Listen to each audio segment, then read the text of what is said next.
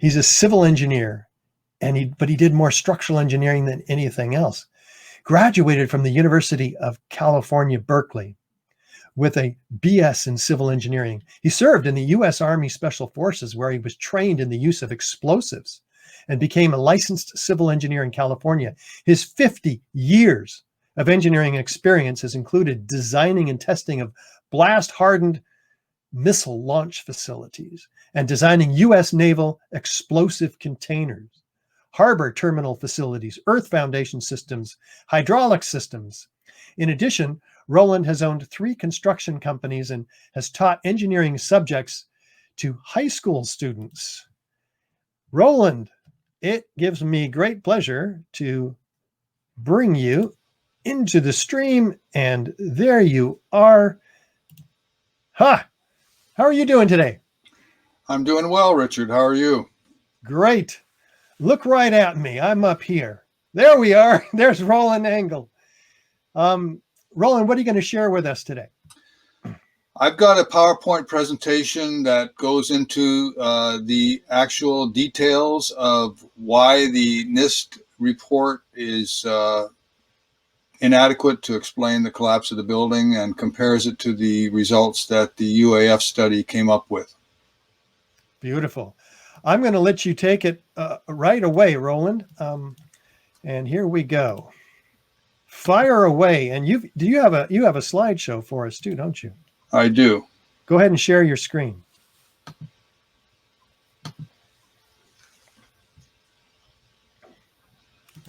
And there it is. And take it away, Roland. All right, here we are looking at Building 7 on the day of 9/11. This photo was taken sometime between the time that the towers collapsed and the building itself came down. This building collapsed 5:20 in the afternoon. And I want to point out a few things about the building while we've got a good view of it here. First of all, this photo is taken from the north, and the towers collapsed behind it to the south. You can see the debris and the dust in the air.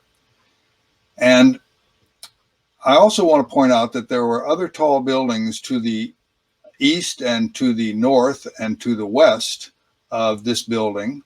And if the building had come down in anything but straight down fashion, it would have damaged and probably destroyed one or more of those buildings. So the fact that it came down straight down was a very convenient fact for whoever planned this event, because I believe it was a planned event, and the evidence shows that. I also want to point out that let's take a close look at these structures on the roof of the building. This is the east penthouse, and then you have a screen wall that goes over to the west penthouse, and these structures housed climate control equipment, and that equipment is very heavy. It's typical. You see the same thing on other buildings nearby. Typical design procedure. It also is very heavy equipment, and the east penthouse in particular was supported by 3 columns underneath it, columns 79, 80, and 81. And the weight of this structure loaded those columns to the greatest degree that any column was loaded in the whole building. So that's an important factor that we'll come back to later when we talk about how the building was behaving.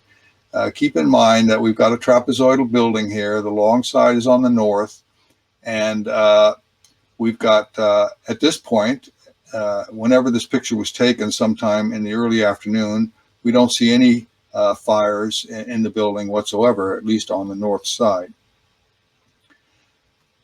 Now we're going to talk about what NIST said about why the building collapsed. And here we have Shyam Sunder, who was in charge of the NIST investigation, and his synopsis of why the building failed. What we found was that uncontrolled building fires caused an extraordinary event. The collapse of World Trade Center 7 was primarily due to fire.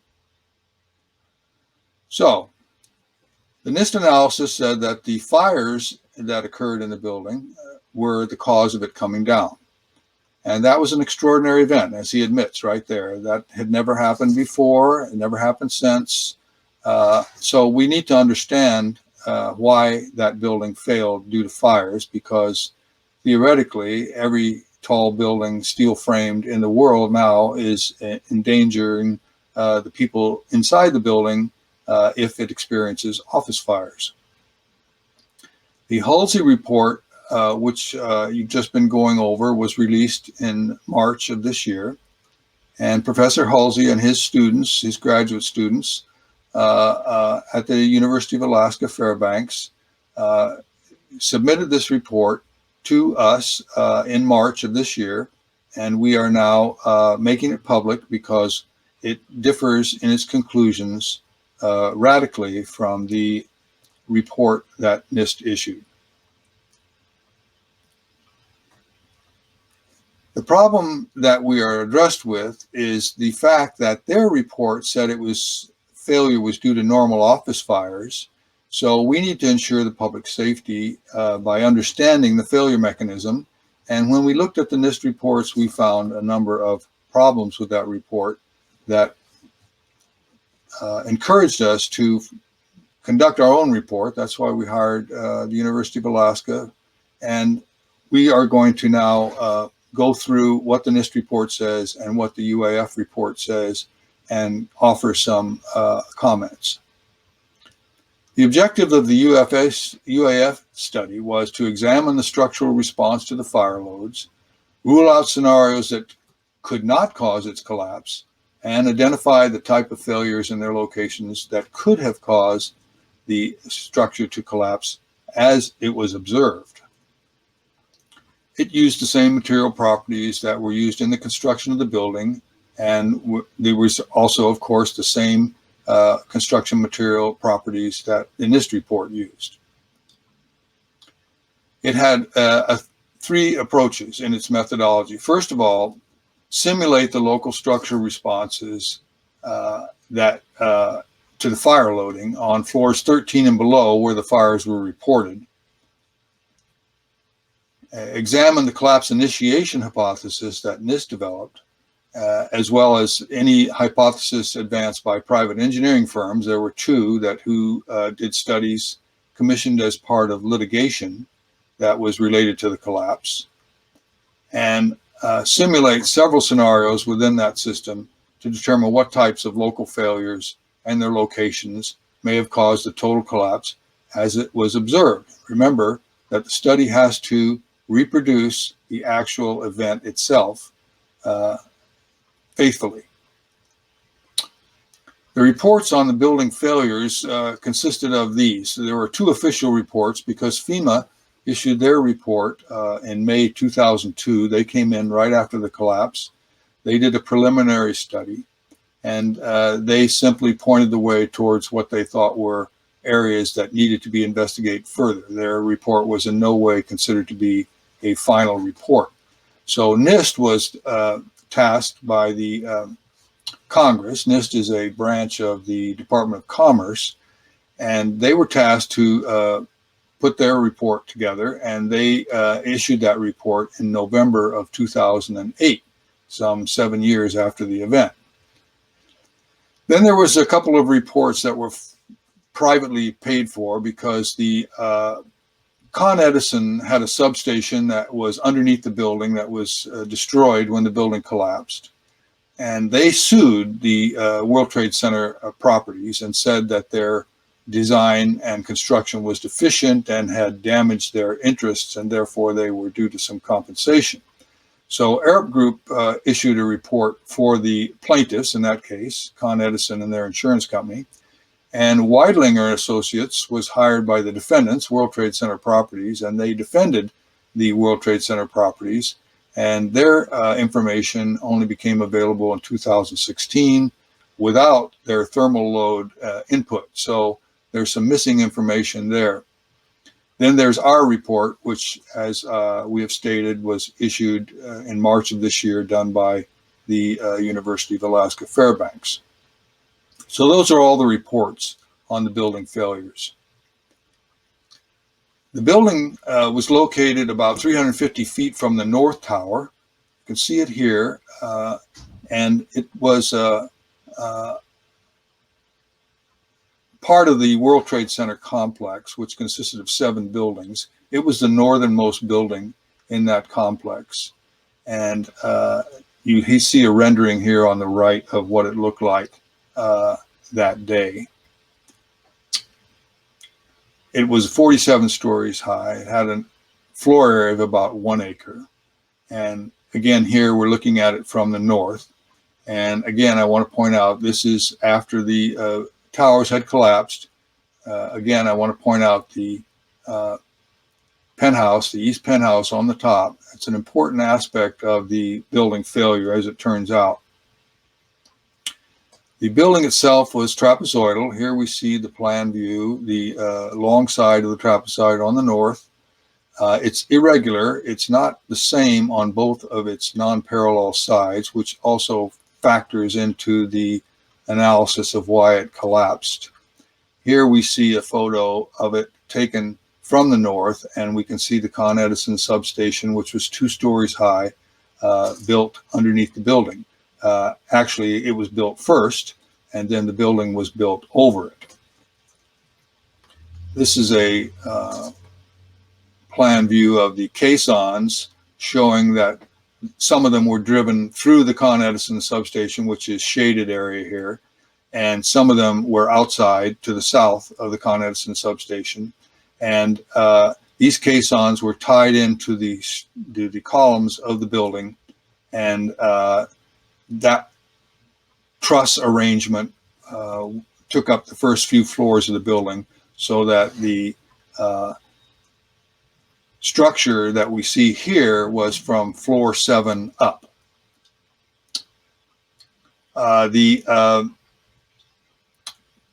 Let's look at the structural frame of the building. It consisted of 58 perimeter columns and 24 columns in the core. And so there were girders connecting the columns and beams that tied into the girders, and that was the basic frame that supported the weight of the building and the loads that were applied to it. We're of particular interest with these 3 columns here, 79, 80, and 81. Again, the east penthouse was located on the roof over these columns. So these were the 3 most heavily loaded columns in the building. And in addition, you had the longest beams in the building framing into girders that supported column 79 in particular. So column 79 was the most heavily loaded column in the building. Column 80 and column 81 were also heavily loaded, second and third, and each of those columns, I'd like to point out, had 3 girders that framed into it, from the north, from the west, and from the south. And column 81, same thing, from the north, from the west, and from the south. That's also an important fact. So in our next frame, we're going to look at what this looked like here. We're going to be standing here on the 13th floor. We'll be looking at this girder here, which connected column 44 and column 79. And that girder was a very long girder. It had 5 beams that framed into it. It was carrying a heavy load into the column. And we'll see those 5 beams and the girder in our next frame. So here we are. There's the girder. Column 44 is out here on the perimeter. Column 79 is over here in the core. And here are the beams that frame into the girder coming into it from the west.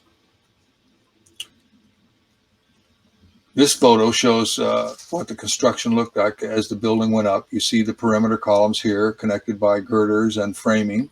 The core columns here. You had a concrete deck for the floor. It was laid on a pan that was secured to the beams and the girders with shear studs.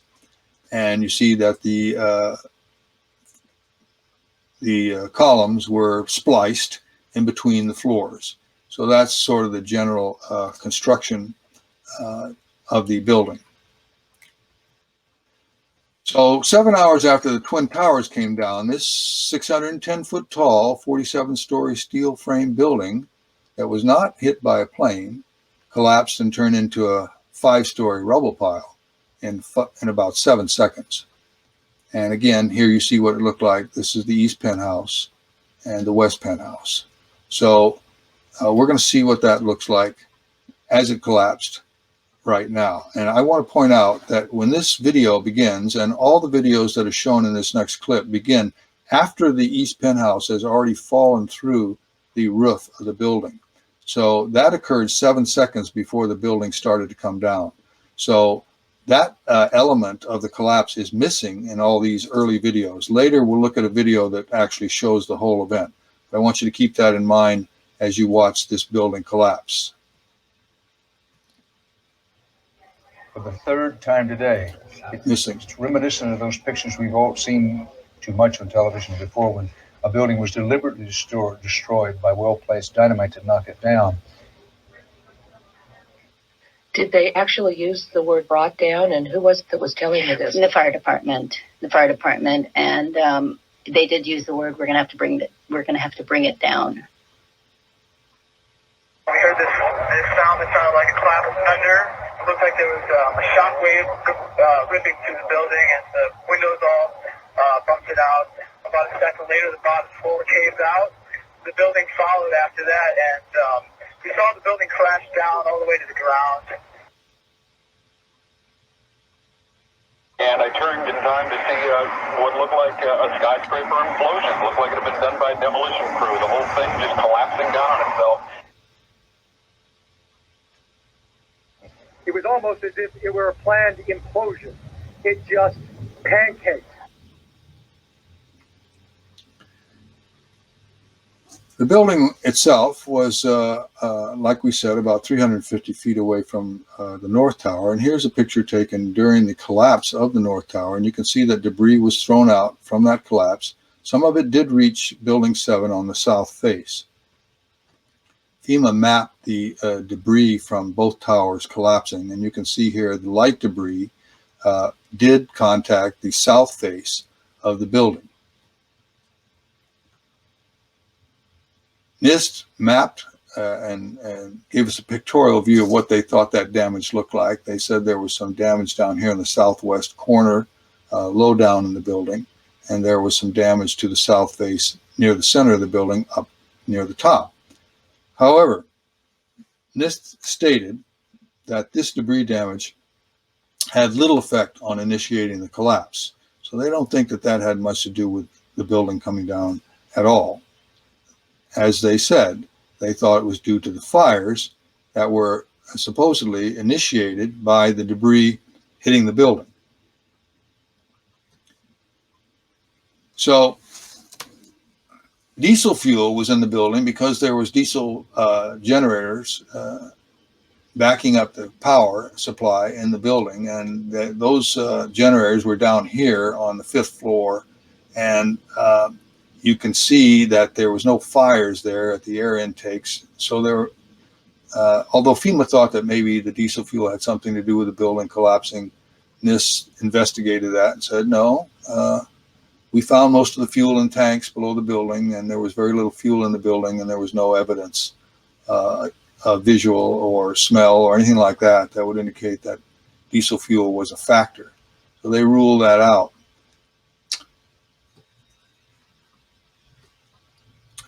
Now, NIST recorded that there were fires on the 7th, 8th, and 9th floors, the 11th, 12th, and 13th floors, and 19, 22, 29, and 30.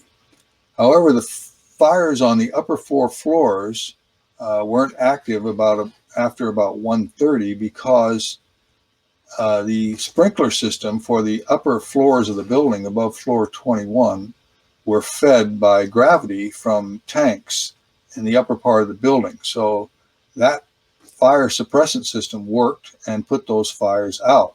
However, the floors on the bottom 6 floors were fed by a pressure system from the street, and for some reason that system did not work. There's still some debate about that as to whether it didn't work because the mains were broken or because the system was turned off for test that day. So at any rate, the fires on those 6 floors burned without any suppressant effort, and the fire department never went in there to fight them, so they burned uncontrolled. This picture of the fires was taken about an hour and a half before the building came down. This is again the north side, and we can see how the fires were traveling. For instance, on floor 7, the fire has been burning from the west to the east, and as it burns, it blows out the windows and it moves looking for new fuel. You see the same thing happening on the 8th floor. The fire is burning from west to east, and it's somewhere in the near middle of the building, and also working its way over toward the east corner here. This is column 44. On the 12th floor, however, the fires are working in the opposite direction, curiously enough, from east to west. And you see that the 12th floor fire is all the way over here in the area of column 52 and 53. This is an hour and a half before the building collapsed. On the 13th floor, it's also working its way from east to west, and it's currently at around area 44, 45, an hour and a half before the building collapsed. So those are the fires that NIST investigated and attributed the cause of the building collapse to those fires, particularly the fires on floor 12 and 13. So we're going to look at their theory here. This is the theory that they came up with. They said that the fires on floor 12 and 13 heated the beams in the northeast corner of the building, these 5 beams, and those beams pushed or pulled this girder, A2001, off of its seat at column 79.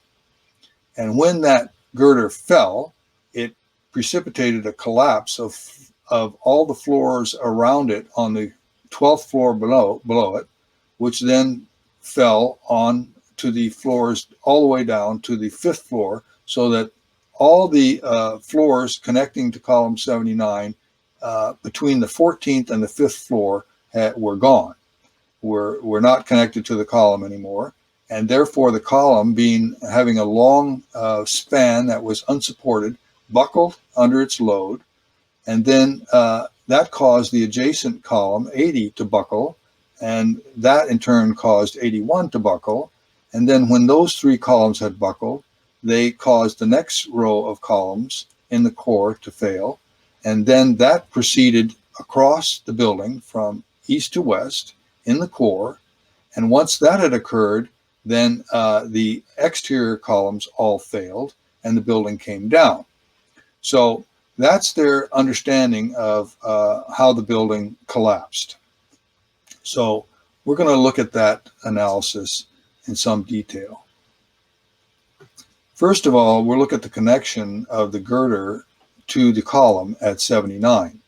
And we see that it had a seat here. It was a seated connection. That is, it was a plate supported by another plate, which was welded to the column, and the girder sat on that seat. And they said that this seat was 11 inches wide. The width of this seat is important because if the girder is going to be pushed off of it or pulled off of it, how far did it have to move before it collapsed? So they said that this seat was 11 inches wide, but in reality, the bill of materials, which came out with the drawings, showed that it was 12 inches wide. So that even 1 inch is important in this scenario, because inches matter here when this girder is going to fail. This is the NIST depiction of that connection. Here you see the girder itself. It's a deep high section. Has the web is carrying most of the weight. It sits on its seat, which is supported by the plate welded to the column. It has a couple of clips with bolts at the top and the bottom. And here we see it in plan view, and we can see it comes at a slight angle to the column itself, which is a heavy section that has steel plates welded to the flanges of the column and protrude slightly past it. So that's the depiction that NIST gives us for that connection. Now we're going to look at the report that the UAF analysis came up with. And what they did was they took the entire 12th and 13th floor, just like NIST did, and they built a model of it.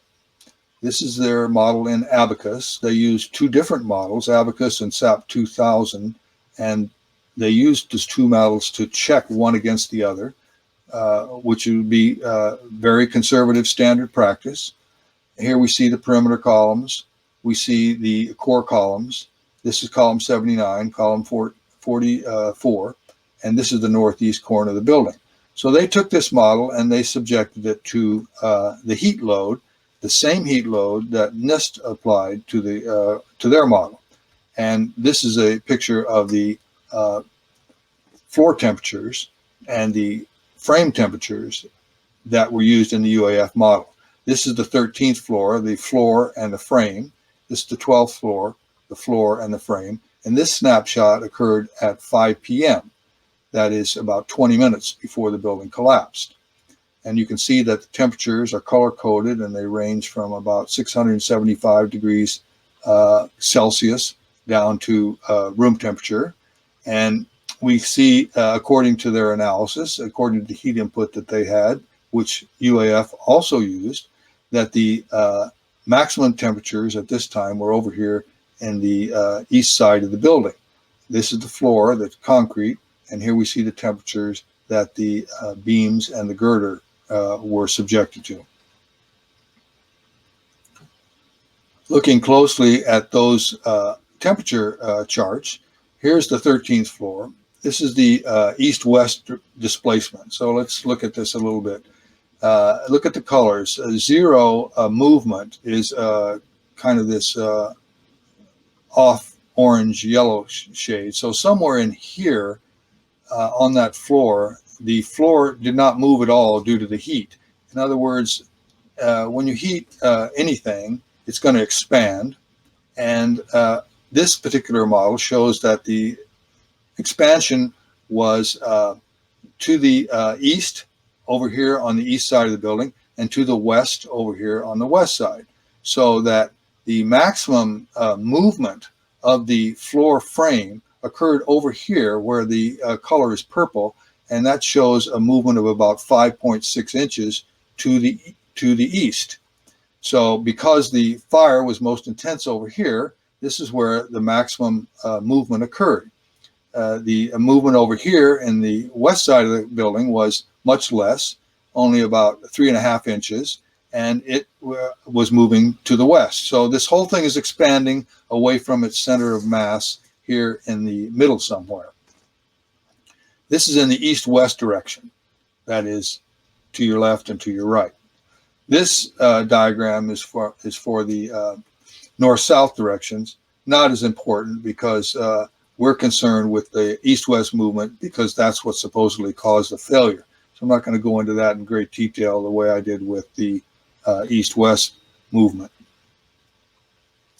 So the SAP 2000 analysis that UAF used showed that the movement of the floor in the X direction was about 2 inches to the east and about 3/4 of an inch to the north. And this is substantially less than the 1 inch, than the 6.25 inches that NIST said this movement was. And the reason was because, I'm just going to back up a bit, because NIST, in the NIST model, they took this east wall of the building as being fixed. They said it didn't move at all. The UAF analysis said it moved over 5.5 inches. Well, if this wall is moving to the east, then that means that a lot of the expansion of these beams is going to be to the east. However, if you fix this wall and heat the beams, then all the expansion has to go to the east. So the assumption that NIST made that east wall did not move at all is not grounded in any kind of reality. because we know that when we heat that whole floor, it is going to expand away from its centroid. It's not going to fix itself here and move everything to the west. The abacus analysis showed pretty much the same thing. The column, the direction in the X movement was 1.5 and 1.85 inches to the east and a little less than an inch to the north. So there's high degree of corroboration there. They did do an analysis on this program with no shear studs on the beams or the girders, with shear studs on the beams only, and with shear studs on both the beams and the girder. And that's because NIST claimed that there were no shear studs on the girder. UAF wanted to check out, see how much that changed with the addition of the shear studs. The shear studs are mounted on the top of the beams and the girders to secure the floor to the beams and girders and make sure that it acts compositely. But that had no serious effect on the outcome of the UAF conclusions. NIST, using the NIST boundary conditions, as I said, assuming that this east wall of the building is fixed, and then heating the system with the heat load that NIST called for, the UAF analysis only got a movement of 5.11 inches to the west, whereas in order for the NIST model to work, they needed more than 6.25 inches. So even if you use the input data that NIST came up with, you can't get their model to act like they said it did. And we can't check that because they won't release that information to us, which we'll talk about in a bit. So the second approach was to evaluate their collapse initiation hypothesis. So here we have the abacus model that shows the northeast corner of the building, the beams, the girder, the columns. And looking at the column itself, we see that it had side plates that were welded to the flanges, and they stuck out about 1.8 inches past the flange. And that's important because when you heat the beams and the girders, here we have a plan view looking at the beams framing into the girder here, and the girder is sitting on its seat at the column, and you heat those up, well, they expand. So the beam expands and pushes on the girder, and the girder is also heated and it expands. So that means that it closes the distance up to the column with its expansion, and as the beam attempts to push it, it gets trapped behind the side plate. So there's no way that that girder can come off of the seat as proposed by NIST because of this trapping that occurs when you heat the system up. In addition, there's other problems, and that is this. Here's the NIST representation, as we saw, of the girder attached to the seat at the column. And they depict it this way, but when you look at the actual drawings, you see that there were stiffeners that were welded to the web and to the lower flange of the girder. And those stiffeners are going to affect how that girder is going to behave if and when it ever gets pushed this way, because the in addition to stiffening the girder web, these plates are also going to stiffen the lower flange.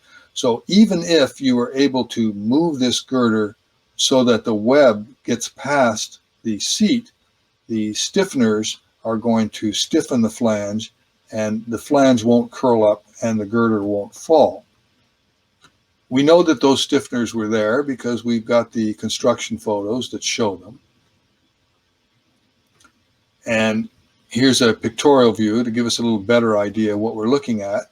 Here's the beam, here's the girder, here's the stiffener plate welded to the web and welded to the lower flange. Here's the seat, here's the plate that supports the seat, here's the column.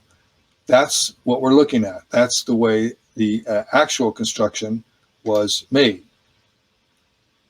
The NIST representation in their report, however, doesn't show any stiffeners. Here we see it, the stiffener should be right here at the end of the girder, and they're not there. And they admitted that they left those stiffeners off. And their explanation went something like this.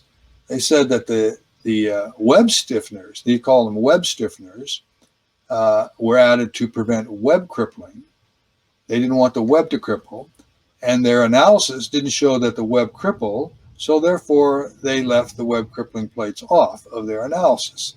However, that completely ignores the fact that the stiffeners would also stiffen the flange, and the flange would be something like 80 times stiffer with those stiffeners there than they would without it. So this statement that they make here is completely unscientific and has no place really in an engineering analysis. And we note that it was signed by somebody in their public affairs office, not an engineer. The UAF analysis tested that theory out by removing the side plates on the column and pushing the girder so that the web was well past the edge of the seat. And with the stiffeners on there, we see that there's very little stress of any serious significance in the lower flange. And this, what we do see is just because the girder itself is pressed up against the flange of the column. But there's no failure here of that lower flange. The UAF analysis then went further and said, okay, well, let's, none of those things were working out, but let's go ahead and let the girder fall and see what happens, see if we get the cascade of floor failures below. So they let the girder fall. It hits the same girder below it on the 12th floor. And it's easy to figure out how much force you're going to have to hit it with, because the plate that is welded to the column supports the seat. And we know through a very quick analysis that force that you're going to need to break those wells loose is about 632,000 pounds. So that's how hard you're going to have to hit that 12th floor to break it loose. So we did an impact analysis, and here's the, I'm just going to run through this very quickly because it's fairly technical, but basically you have to find the frequency of this system as it falls, and then using that you can get stiffness. Once you have its stiffness, you can find the deflection that is going to occur when it hits the floor. And once you know that deflection, you can figure the force. And the force turns out to be about 62,000 pounds, which is less than 10% of what we know we need. So that a portion of the NIST analysis doesn't work either. So we're getting a steady stream of failures here in terms of checking their analysis. We can't get the girder to push off the seat. We can't get the girder to fall from the seat. We can't get the floor below it to break loose. And so we're running into what we now see is a series of problems with their analysis. Then we're going to simulate the global collapse with the UAF study. And here you're going to see the entire sequence of events in the failure, because this film starts early enough so that we can see the east penthouse up here. Here's the screen wall. Here's the west penthouse. And we're going to watch this come down. And this falls through the floor, through the roof of the building, about 7 seconds before the building itself starts to come down. So we'll see the east penthouse fall. Then 5 or 6 seconds later, we'll see the screen wall start to fall, and the west penthouse then disappears, and then the building comes down. So I want to verify that that's actually what we're seeing. There goes the east penthouse. See window breakage down here. Then the west, and then the screen wall begins to go, the west penthouse, and then the building itself.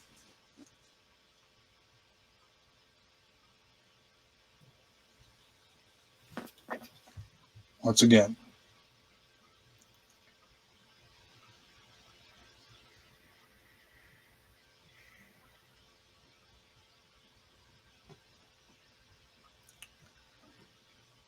So it turns out that that's a very important consideration, because if this building was brought down by controlled demolitions, why would they want this penthouse to fall through the roof before the building came down? Well, remember we talked about the fact that there were buildings nearby.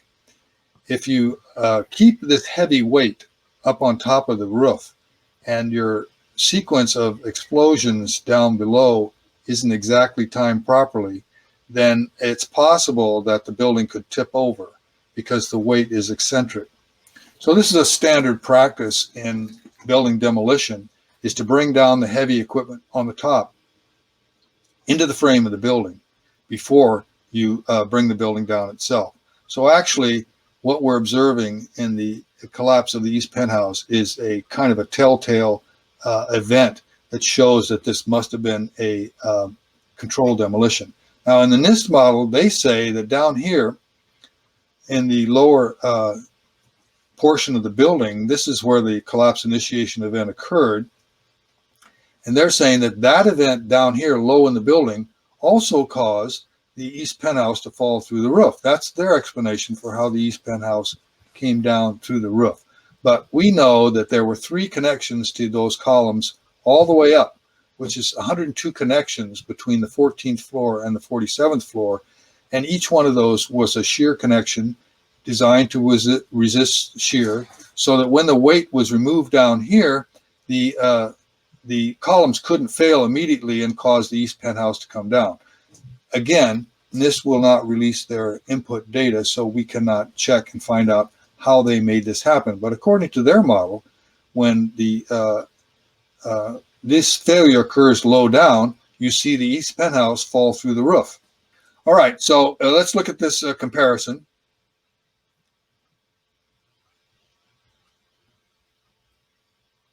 You see that the NIST model doesn't look like anything like the actual event.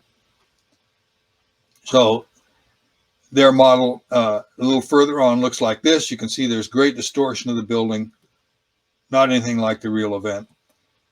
When the UAF analyzed failing the columns down low versus failing them up high, they saw that you had to fail those columns up high in order to get the East Penthouse to fall through the roof first. So that was a separate event.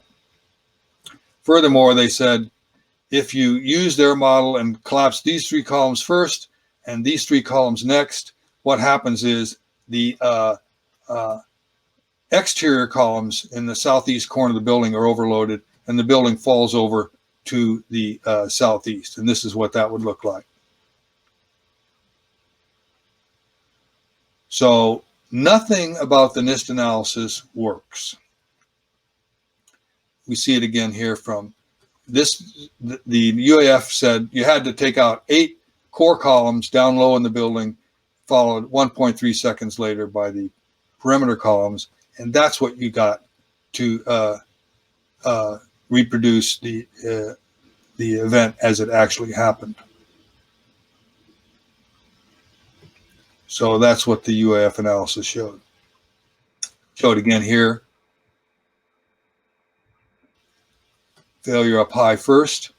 And remember, there's no fires up high. So NIST has no explanation for what would have caused that East Penthouse to collapse in the way it did. Then there's the free fall analysis. Building went into free fall about 3/4 of a second after it started to fall. There's no explanation for free fall. Just by watching it, anybody can see that Building 7 fell close to free fall. To measure it, I used software to track the corner of the building and compute a graph of downward velocity as a function of time. The graph had a long, straight section indicating constant acceleration. Measuring the slope, I found the acceleration to be within 1% of the acceleration of gravity for the first 2.5 seconds. In other words, the building fell through its own structure with 0 resistance.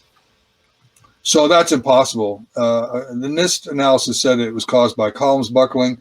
The columns always will give some resistance to downward motion, so their analysis can't account for free fall.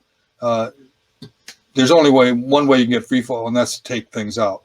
And that's what the UAF model showed. You have to take out 8 stories. These columns did not fail at the lower floors in the building. In order for the East Penthouse to fall, you had to take the columns out up high. There's no floors up there, no fires up there. And when you take out the 3 easternmost core columns, you don't get a horizontal progression of core column failures. Instead, it falls over to the side. So all the hypothesis of NIST and the other engineering reports are invalid. And you had to take out the east penthouse separately up high. And if we assume what they did, that the next row of columns, core columns, would fail, then the exterior columns would fail, and the building would fall over to the southeast. And the simultaneous fall, the only way you can get the observed failure is to take out 8 stories, low down in the building all at once, and then take out the perimeter columns, same area, 1.3 seconds later, and that gives you what you need to see. And that should have to happen somewhere beneath the 16th floor, so that the collapse of the building was a global failure involving near simultaneous failure of all columns in the building over 8 stories, not a progressive collapse, which would be a sequential failure that NIST put forward. And the UAF team was unable to identify any progressive sequence of failures that would have taken and caused a total collapse of the building in a straight down fashion with 2.5 seconds of free fall. So this means we need a new study, and we call for an independent political study that's independent of political and economic conflicts of interest, with architects, engineers, and scientific experts fully funded and staffed, and publish that study with recommendations for future action, including criminal investigations. Okay. Wow. That was extraordinary, Roland. Now, we've got a lot of questions for you from our audience, so we're going to jump right into those at this point, and then I'll just tell people where they can learn more about the Twin Towers in a moment. In fact, I'll do that right now, and then we'll get to those questions. We have a detailed presentation set, a series of 3, 9/11 An Architect's Guide at AE 9/11 Truth. We actually give this webinar every Thursday at 1 p.m. Pacific time. And they're all archived on YouTube. So people can learn more about about Building 7 there, in addition to what Roland has already presented you, which is a lot about the study itself.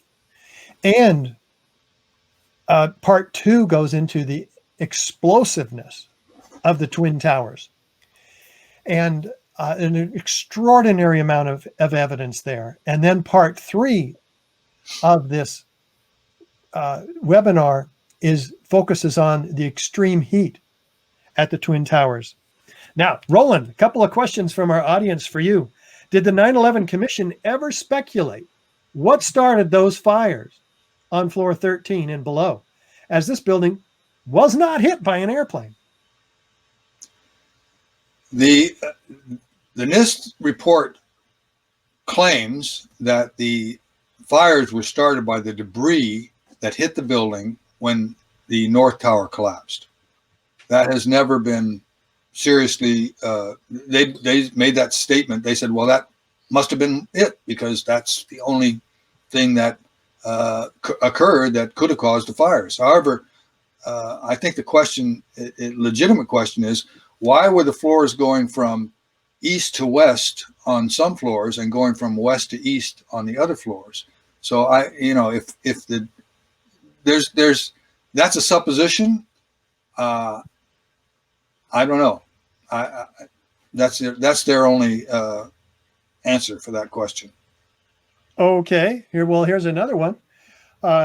Did the beams have fire treatment, and was that accounted for in NIST and Alaska's analysis? Both.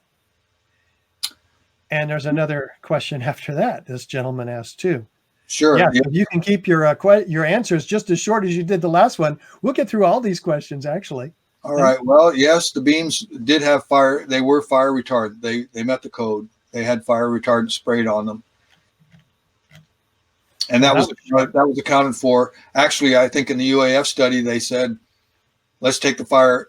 Let's be very conservative in our approach. Take the fireproofing off and see what happens then. So in the UAF analysis, they did everything possible to try to make the NIST model work. They gave them every consideration, gave them every break. None of it worked. Wow. How long would it have taken to wire Building 7 for a controlled demolition? This viewer asks. I think that would depend upon what kind of resources you had and what kind of manpower you had and what kind of access you had. Theoretically, it could be once you had a plan and once you had your materials together, I think it could probably be done in a relatively short period of time, providing you had unlimited access to the building. Okay, then. Did the beams have, how do they justify the outer shell standing for the time that they claim it did while the inside of the building was falling? This explanation alone doesn't make sense to me, the viewer says.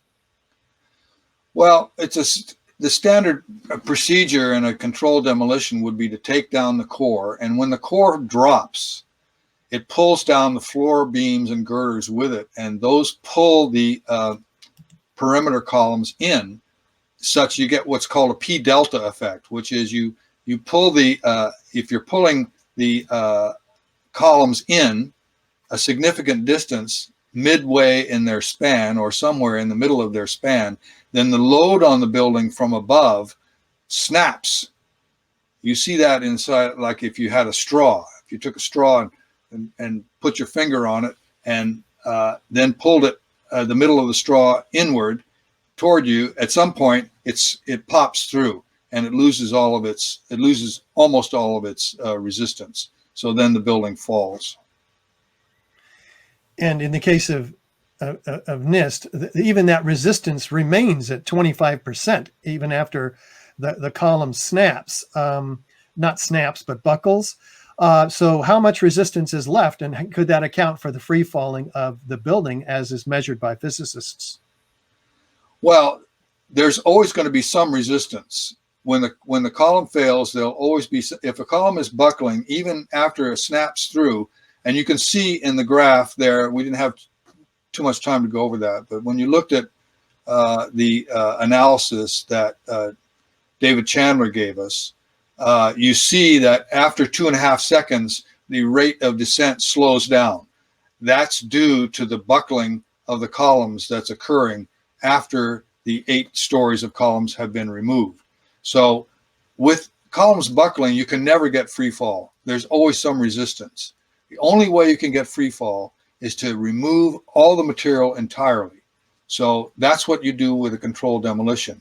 You blow out a section of the columns and enable the building to enter free fall, and you use that gravity load, the entire load of the building, to break up the structure below. Well, then this viewer says, if NIST admitted that there was free fall, how is there still a debate? There's not a debate. NIST will not answer us. We presented this information to NIST, as I think you covered in your presentation yesterday. We've submitted a request to correction. Our report has been public since last March. NIST has not responded. They have not attempted to defend themselves. They simply say, we stand by our analysis. In other words, we're going to ignore everything that you have to say that has to do with physics and mechanics of materials and what we know about structures, et cetera, et cetera. We're standing by our analysis. They are simply, they're in a castle. They've drawn up the moat, they've drawn up the drawbridge, and they're hiding inside. They're not talking. I guess that makes us the opposing enemy. What's our strategy? Well, that's a good question. I personally believe that we need to remove the obstacle that our professional engineering societies have provided to an open investigation. That is, you've got the American Society of Civil Engineers, the National Society of Professional Engineers, the National Alliance of Forensic Engineers. They've all come out and supported the NIST report without taking on any of the questions that we've raised. They've simply said, we support the NIST report. The NIST people then say, well, see, we've got the engineering profession behind us and they are supporting us, so therefore we don't have to answer any questions. Well, That doesn't solve the problem. We have filed a complaint. We filed a grievance with the American Society of Civil Engineers because they have refused to publish our papers that question and show that their theory, which they back up as to the way the towers collapse, they refuse to publish our papers. So all these organizations, these professional organizations, NIST, and the government have simply stopped discussing this at all. They do not want to discuss it. They will not release their data. They are hiding. Okay, well, this viewer is then asking about the engineering school curriculums, and if studying Building 7's unprecedented collapse, the third worst structural failure in modern history after the Twin Towers, is it a major course of study? How many engineering universities are even looking at this building's collapse? We have not been able to find one engineering curriculum in any university that is studying this collapse. And we are taking our information with Project Due Diligence out to the universities and to the local branches of the engineering societies, and we are presenting this information to them. And we have yet to find a single engineer or an engineering student that has taken exception to our analysis. So we know that once we present this information to people that have the background to understand it, that they agree with us 100%. It's unanimous. However, they are taking steps to try to prevent us from even presenting this information to those people by issuing statements to those branches and to those organizations and to those universities saying that they stand behind the NIST report and they don't think it requires any further study. Wow. Well, okay. How about this one? AE 911 Truth reported that the official report from NIST omitted structural features such as the shear studs and the stiffeners that you mentioned, and that this affects the outcome of their hypothesis. Has there been any acknowledgement of this by NIST? And if so, what have they done about it?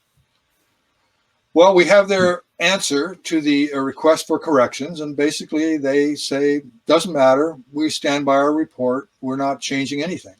You know, we're in the process of appealing that decision, and at this point, as I said, they are adamant that they are not going to release their information or their data, and they're not going to discuss it further. They stand behind the reports. Okay, well, thank you so much, Roland. Stand by here. I want people to see what happens, and I'll spend 2 minutes sharing with people the outline, just the outline of our evidence at the Twin Towers, because there are features of controlled demolition that are both typical and atypical, and let's just look at them. We have a sudden onset of the destruction at the base of the towers. Not the base, but the jet plane impacts, because this is deceptive controlled demolition. We have patterned explosions and flashes of light heard and seen by witnesses, and I mean hundreds of them. We have a straight down symmetrical progression outside the building's footprint. In the case of the Twin Towers, a very explosive event versus the very controlled implosion of Building 7. At the Twin Towers, we have ejections of building materials landing, accelerating at 80 miles an hour laterally out of the towers, landing 600 feet in every direction and impacting the buildings around them for 600 feet. Remember, gravity works down. We have a near free fall acceleration straight down through the path of what should have been the greatest resistance, the 80,000 tons of structural steel beneath the point of jet plane impacts. But instead, it gets faster and faster and faster, almost 2/3 of free fall. This is almost as fast as a bowling ball falling out of the sky. We have the total shattering of the structural steel system from top to bottom. All the columns and beams are separated from one from another. We have the lateral ejection of these freely flying structural steel sections trailed by thick white smoke clouds. steel isn't flammable. What's causing the ends of these beams to be on fire? I mean, even jet fuel is only burns according to its manufacturer at 600 degrees Fahrenheit in open air. So in steel, begins to melt maybe at about 2,800 degrees. So the official story can't account for these incredible temperatures or the pulverization of the concrete. All the concrete is outside the footprint of the building in a 3 square mile area. All the steel is in a 600 foot radius around each of these buildings. So that's 2/3 the weight of the buildings, the concrete and the steel. It's outside the footprint.